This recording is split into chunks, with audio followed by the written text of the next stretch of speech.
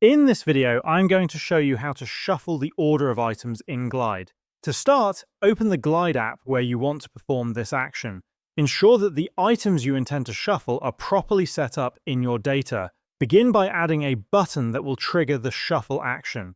Navigate to the Components section on the left-hand side, click the plus icon, search for Button, and drag it below the list of items you want to shuffle.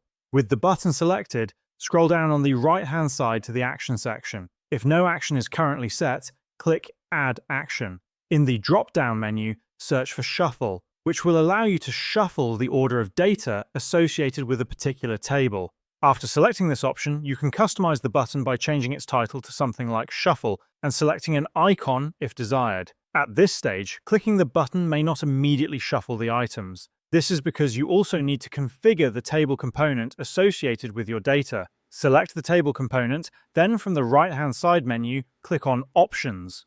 Within this menu, locate the Sort Data option, which by default is set to Table Order. Change this setting to Randomly. Once configured, every time the Shuffle button is clicked, the items above it will be reordered randomly. This works for different display types, whether the data is presented in a list, a grid, or a card format. And this is the complete process for shuffling the order of items in Glide.